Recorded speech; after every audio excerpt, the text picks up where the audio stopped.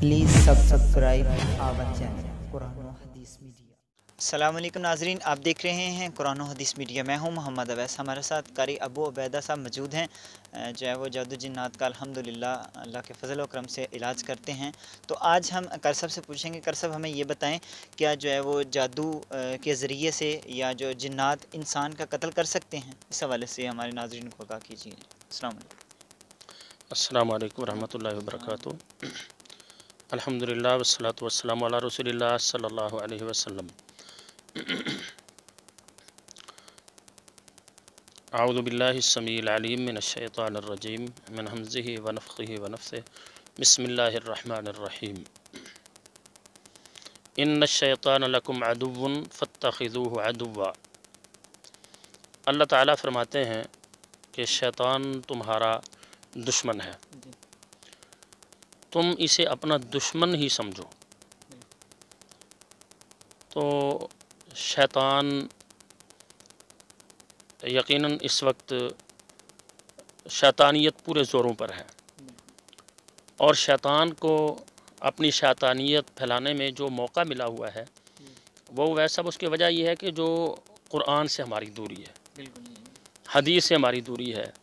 اللہ کے پیغمبر علیہ السلام نے ہماری بہت زبردست رہنمائی فرمائی ہے، لیکن ہم کیونکہ قرآن کے مطالعے سے دور ہیں، اللہ کے نبی علیہ السلام کے حدیث کا مطالعہ اس سے دور ہیں، اور ہمارے معاشرے میں یہ باتیں چلتی ہیں، جی دیکھو جی ہم پہ کوئی کر کے دکھائے، اور جی جادو سے کیا ہوتا ہے، ہم پہ کچھ ہو جائے، ہمیں کوئی کر کے دکھائے۔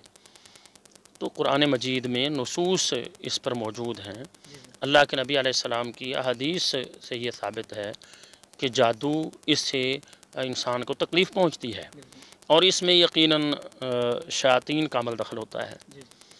تو اس میں بہت ساری تکالیف شیاطین دیتے ہیں انسانوں کو، اس میں سے بہت سارے واقعات ہیں جو ہمارے مشاہدے میں آئے ہیں، علاج کے دوران ہم نے دیکھے ہیں کہ جسموں پر کٹ کا لگ جانا، اسی طرح سے اچانک سوئیوں کا آ کے جسموں میں لگنا۔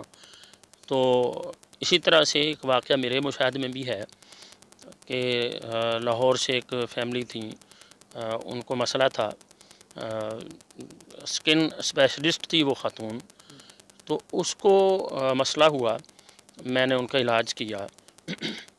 تو اس دوران اس پر جو قتل کیا گیا، اس پر جو جادو کیا گیا تھا، اس کو قتل کرنے کے لیے کیا گیا تھا۔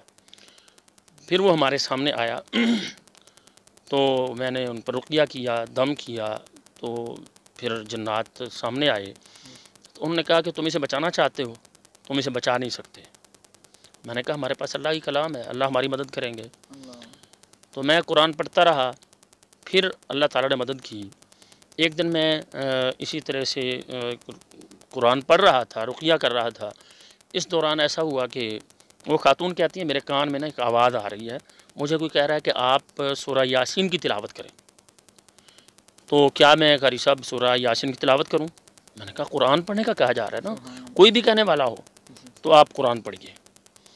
تو ویسا وہ خاتون، اس نے بہت اچھے انداز سے قرآن پڑھا۔ تو اب وہ سورہ یاسین پڑھتی جا رہی تھیں اور وہ آنکھوں سے آنسو جاری تھے۔ اس دوران یہ ہوا کہ اچانک کہتی ہیں کہ میرے سامنے نا آ کے ایک بندہ کھڑا ہوا ہے، مجھے کہتا ہے کہ آئیں آپ کو دکھاؤں آپ کا جادو کدھر ہے۔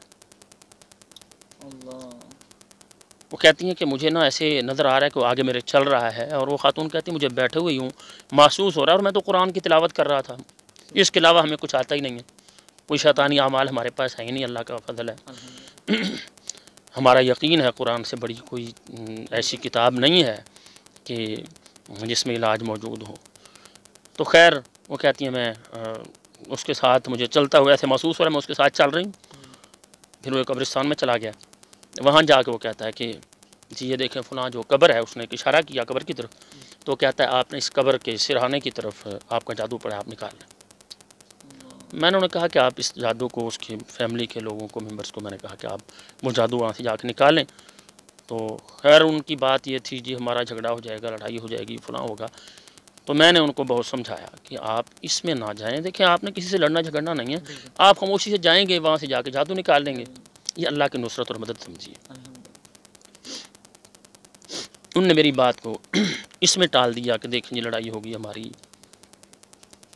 چند دن بعد ایک لمبا یہ واقعہ ہے، میں ان کو رقیہ کر رہا تھا، اور اس فیملی کے جو باقی ممبرز تھے وہ کہتے تھے نہیں، اس فیملی میں کافی سارے ڈاکٹرز تھے، خواتین بھی مرد بھی ڈاکٹر تھے۔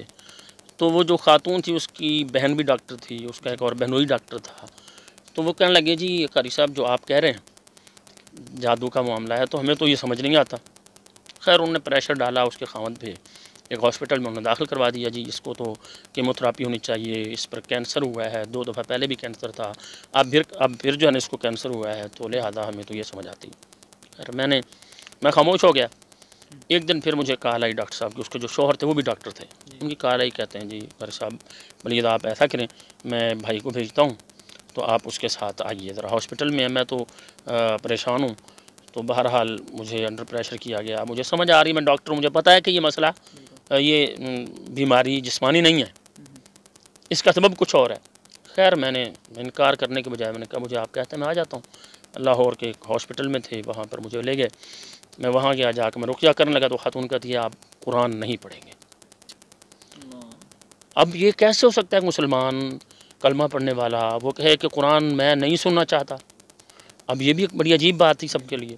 خیر جب اس نے بہت اس پر زور ڈالا اور وہ جو ہل نہیں سکتی تھی اپنی جگہ سے وہ اٹھ کر کھڑی ہونے پر آ گئی، جھگڑے پر آ گئی۔ اب اس کا بہنوئی، اس خاتون کا بہنوئی مجھے کہتا ہے، وہ بھی بڑا اچھا بارش آدمی نمازی تھا، مجھے کہتا ہے قاری صاحب دیکھیں آپ نے قرآن پڑھا تھا تو باجی کو اللہ نے دکھا دیا کہ اللہ مجھے نہیں دکھا سکتے کہ جادو کدھر ہے؟ میں نے کہا بھائی دیکھیں میرا کوئی کمال نہیں ہے، میں نے تو اللہ کی کلام پڑھی ہے نا، میں آپ پہ پڑھ دیتا ہوں، آپ بیٹھ جائیں۔ ہاسپٹل کسی کمرے میں بیٹھے میں نے پڑھنا شروع کر دیا۔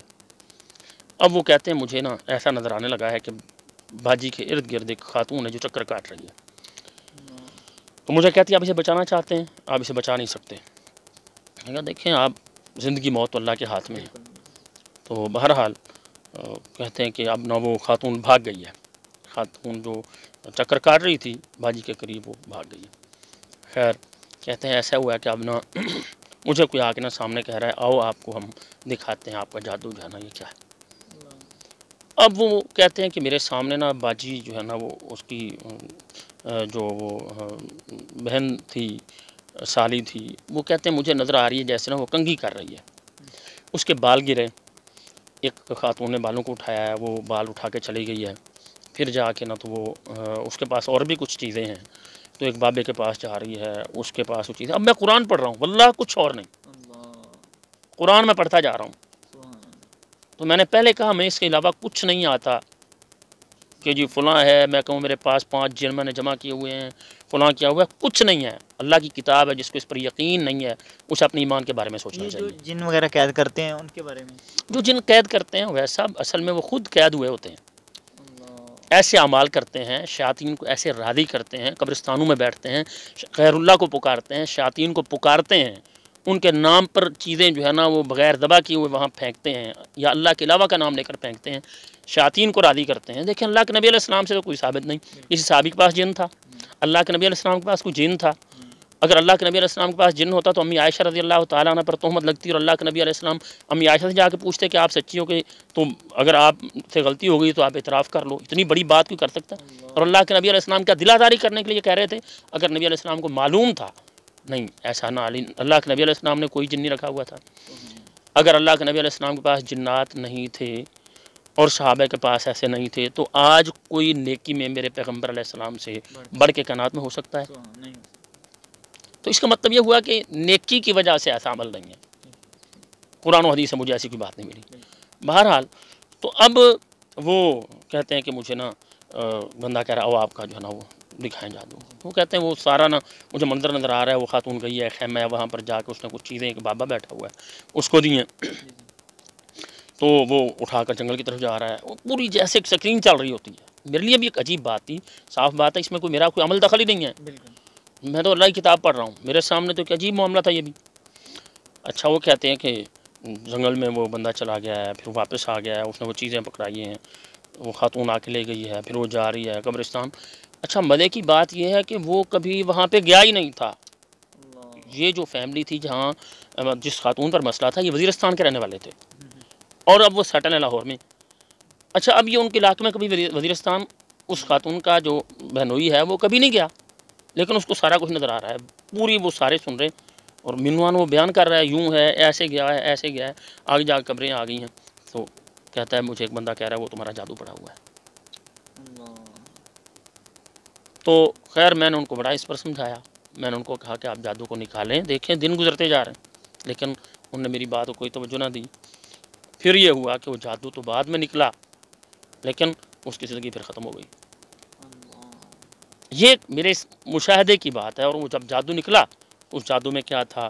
ایک دل تھا، اس میں سوئیاں تھیں لگی ہوئی، اسی طرح سے کفن کا کپڑا تھا جس پر گریں لگی ہوئی تھیں، اور اسی طرح سے ایک کسی پرندے کی سری تھی جس کے اندر جو یہ سے ہوتی ہے نا، اس کے وہ جو کانٹے ہوتے ہیں وہ پروئے ہوئے تھے۔ ایک اس خاتون کا کپڑا تھا، اس کی جو ہے نا وہ ان کے ٹکڑے تھے، ان پر گریں لگی ہوئی تھیں۔ تو اس طرح سے مختلف جو ہے نا وہ 5 طرح کا جادو تھا۔ تو وہی بات تھی جو وہ شیاطین کہہ رہے تھے اس کو قتل کرنے کے لیے ہوا ہے۔ تو دن بدن وہ ہم نے دیکھا کہ وہ ڈاؤن ہوتی گئی اور دنوں میں وہ چلی گئی۔ اور کیا ہوا کہ ہم نے ان کو یہ تھا کہ بھئی یہ کیسے ہو رہا ہے ہمارے سامنے، جبکہ ہمیں قرآن پر یقین ہونا چاہیے کہ ہم قرآن پڑھا جا رہا ہے، اللہ کی مدد آ رہی ہے۔ اب بعد میں وہ سارا کچھ نکلا اور اس سے پھر زندگی اس کی جا چکی تھی۔ تو ایک یہ میرے مشاہدے میں ایک بہت بڑا یہ واقعہ تھا۔ اور جو ہے وہ اگر کسی کو ایسا مسئلہ ہے، کسی نے جادو کیا ہے کہ وہ جو ہے نا وہ اس کو مارنے کے لیے یا اس کو تنگ کرنے کے لیے جیسے، تو اس کا علاج ہے وہ کیسے کرے؟ اگر وہ اپنے گھر میں کرنا چاہے یا وہ کیسے کرے وہ ناظرین کو؟ ہاں، اس میں یہ ہے کہ جیسے میں نے یہ سارا یہ مشاہدے میں بات ہے، یہ میں نے بتائی ہے، اور اس کے پیچھے ایک واقعہ نبی علیہ السلام کے دور سے بھی موجود ہے۔ احزاب کے موقع پر، جنگ خندق کے موقع پر نبی علیہ السلام سے ایک صحابی کہتا ہے اللہ کے نبی میں نے گھر تک جانا ہے۔ تو آپ علیہ السلام سے اجازت لے کر گھر کی طرف گئے۔ تو صحیح حدیث میں واقعہ ہے، تو گھر کے دروازے پر جب پہنچے تو بیوی دروازے پر کھڑی ہوئی تھی، تو انہوں نے نیزہ ہاتھ میں پکڑا ہوا تھا۔ تو بیوی کو مارنے کے لیے یہ آگے بڑھے، تو بیوی کہتی ہے اللہ کے بندے مجھے مارتے کیوں ہو؟ آپ گھر میں جا کے دیکھیے مجھے کس چیز نے باہر نکالا ہے، میں ایسے ہی تو نہیں باہر نکل آئی کہ میں بے حجاب ہو کے باہر کھڑی ہوں، تو میں تو خوف کی ماری ہوئی گھر سے بھاگ کے باہر آئی ہوں اور مجھے پتہ نہیں چلا۔ تو وہ صحابی رضی اللہ عنہ گھر میں جاتے ہیں تو آگے سانپ بیٹھا ہوا ہے بہت بڑا، تو یہ غصے سے اس کو نیزہ مارتے ہیں، نیزہ مارتے ہیں۔ تو اب صحابہ کہتے ہیں یہ پتہ نہیں چلا کہ کیا وہ سانپ پہلے مرا ہے یا یہ صحابی پہلے فوت ہو گئے۔ تو رسول اللہ صلی اللہ علیہ وسلم کے پاس سے معاملہ آیا، تو آپ علیہ السلام نے فرمایا کہ مدینے میں کچھ جنات مسلمان ہو چکے ہیں اور وہ سانپ کی شکل میں موجود ہیں، جب تم سانپ کو دیکھو اپنے گھر میں تو اسے 3 بار کہنا چاہیے کہ تم یہاں سے نکل جاؤ۔ تو اگر وہ نکل جاتا ہے تو اس کا مطلب یہ ہے کہ وہ جن تھا جو چلا گیا ہے، اور اگر اس کے بعد اگر وہاں رہتا ہے تو آپ کی جو ہے نا وہ آپ نے اپنی ذمہ داری پوری کر دی ہے، اس کے بعد آپ اسے قتل کر سکتے ہیں۔ اس کا مطلب یہ ہوا کہ جنات قتل بھی کر سکتے ہیں، اور جو لوگ جنات سے کام لیتے ہیں پھر وہ اس کے ذریعے یہ مختلف کام ان سے کرواتے ہیں۔ اور اس کے پیچھے یہ ہوتا ہے کہ بڑا ایک ان کا جو شیاطین کا جنات کا بڑا کوئی سردار ہوتا ہے، اسے راضی کرتے ہیں، اس کے ساتھ طے شدہ ایک کمٹمنٹ ہوتی ہے کہ بھئی ہم یہ کریں گے آپ کے لیے، آپ یہ کریں گے، اور وہ پھر اس کو 1 2 4 ستونگڑے جنات دے دیتا ہے جن سے یہ کام لیتا رہتا ہے۔ اور اگر وہ اس کے ساتھ اس کی بات نہیں مانتے تو وہ اس سردار کو بلاتا ہے جس کو راضی کرنے کے لیے سجدہ بھی کرتا ہے، اس کو اس کے نام پر جو وہ کہتا ہے ویسا کرتا ہے۔ تو یہ رہی بات آپ نے جو بات کی ہے کہ اس کے علاج میں کیا ہونا چاہیے نا، اب یہ ہے کہ دیکھیں اس میں معالج ہمیں وہ ڈھونڈنا چاہیے جو قرآن اور حدیث کے ذریعے علاج کرنے والا ہو۔ دیکھیں قرآن سے بڑھ کے وَنُنَزِّلُ مِنَ الْقُرْآنِ مَا هُوَ شِفَاءٌ وَرَحْمَةٌ لِّلْمُؤْمِنِينَ، اللہ فرماتا ہے ہم نے قرآن کو شفا بنایا اور اہل ایمان کے لیے رحمت ہے۔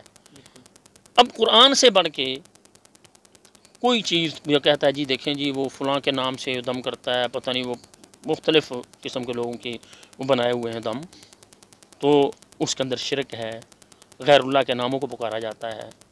تو دیکھیں میں سمجھتا ہوں کہ شفا اللہ تعالیٰ دیتے ہیں، نولی ما تولی، بندہ جس طرف جاتا ہے نا اللہ کہتے ہیں چل پھر اسی طرف چلتا ہے۔ تو ہمیں کسی اور رخ پر نہیں جانا چاہیے، ہمیں قرآن و حدیث سے جڑنا چاہیے۔ اور میں یہ سمجھتا ہوں کہ اگر ہمیں عقیدے پر موت آتی ہے وہ موت ہمیں قبول ہے بد عقیدگی کی زندگی سے۔ ہم اگر صحیح ہو جاتے ہیں لیکن ہمارا عقیدہ چلا جاتا ہے جو سب سے بہترین ہمارے پاس سرمایہ ہے، ایک مومن کے پاس سب سے قیمتی چیز اس کا عقیدہ ہے، توحید ہے، ایمان ہے. اگر ہم اس کو کھو بیٹھتے ہیں اور شفا لے آتے ہیں، زندگی کتنی لمبی ہے، آخرت ہماری تباہ ہو جاتی ہے، کہاں کی عقل بندی ہے. ہمیں سب سے پہلے یہ دیکھنا چاہیے اگر کوئی قریب قرآن و حدیث کے ذریعے علاج کرنے والا ہے اس سے علاج کروانا چاہیے. اور اس کے علاوہ کوئی دیکھیں اس میں خیانت نہیں کرنی چاہیے، بتانا چاہیے. میں سمجھتا ہوں اس میں بہت اچھی ایک کتاب موجود ہے، کچھ اذکار بھی چھپے ہوئے موجود ہیں، رسول اللہ صلی اللہ علیہ وسلم سے ثابت دعائیں اس میں موجود ہیں. اس طرح سے ایک کتاب ہے، میں ناظرین سے کہوں گا کہ اس کا مطالعہ ضرور کریں، ہر بندہ اپنے گھر میں رکھے، خود پڑھے. عبد الوحید بن عبد السلام بالی حافظہ اللہ کی کتاب ہے جادو کا علاج، اردو میں آ چکی ہے. اس میں انہوں نے بہت اچھا دم انہوں نے اس کے اندر لکھا ہے، بڑا جامع، نظر حسد کے لیے، جادو جنات کے لیے. جس کے گھر میں مسئلہ ہے میں کہتا ہوں وہ چھوٹی سی کتاب ہے، وہ موجود ہے، مل جاتی ہے مکتبوں سے، اردو میں ہے، اس کا مطالعہ کیا جائے. انہوں نے اقسام بھی لکھی ہیں مختلف اپنے جو تجربے میں آئی ہوئی ہیں کہ جادو کی کتنی اقسام ہیں، کس طرح سے ان کے سامنے آئی ہیں. تو اس میں ایک دم موجود ہے. اتنا جو ہے نا وہ تقریباً اگر اس کو پڑھنا چاہے کوئی تو میں سمجھتا ہوں کہ بڑے آرام سے پڑھے تو 15 سے 18 منٹ میں پڑھا جاتا ہے. بہت جامع، تو ویسا اس دم کو میں سمجھتا ہوں پڑھنا چاہیے. بہت اچھا ہے، بہت آسان ہے. ہم انشاءاللہ کوشش کریں گے کہ ہم ناظرین کو بھی وہ کسی طرح سے بھی اس کو ریکارڈنگ کی صورت میں یا کسی طرح سے ہم ناظرین تک اس کو پہنچائیں تاکہ لوگوں کو اس سے بھی فائدہ ہو. تو اور اپنے گھر میں جب تک کوئی سمجھ نہیں آتی کم از کم گھر میں آذانیں دیں، سورہ الفاتحہ پڑھیں، شفا ہے، آیت الکرسی پڑھیں. آخری تو قل باقاعدہ اسی لیے نازل ہوئے. اللہ کے نبی علیہ السلام پر جادو ہوا، لمبا واقعہ یہودیوں نے کیا تو نبی علیہ السلام پر پھر یہ معوذتیں نازل ہوئیں. تو ہمیں اس کو پڑھنا چاہیے، سورہ بقرہ کی آخری آیات کو پڑھنا چاہیے. تو قرآن کی تلاوت، قرآن سارا شفا. جس کو کوئی سمجھ نہیں آتی کہ مجھے کیا کرنا ہے، میں کہتا ہوں اللہ پر پورے بھروسے اور یقین کے ساتھ وہ قرآن کی جہاں سے بھی وہ آیات پڑھ سکتا ہے پڑھے، اللہ پر یقین رکھتے ہوئے انشاءاللہ اللہ شفا دے گی. جی ناظرین، ہمیں قاری ابو عبیدہ صاحب بتا رہے تھے کہ جو ہے نا وہ قرآن سارا الحمدللہ اللہ کی رحمت سے وہ شفا ہے. تو ہمیں اسی حساب سے جو ہے وہ قرآن جہاں سے مرضی پڑھیں تو وہ شفا ہے ہمارے لیے. تو ناظرین سبھی کو ہمیں یہ پیغام دوں گا کہ سب بھائی جو ہے وہ بہنیں ہیں تو وہ ضرور قرآن کی تلاوت زیادہ سے زیادہ کریں. انشاءاللہ اللہ تعالیٰ ان کے مسائل، ان کے مسئلے انشاءاللہ حل کرے گا. اگلے پروگرام میں پھر حاضر ہوں گے، تب تک کے لیے ہمیں اجازت دیجیے. اللہ حافظ.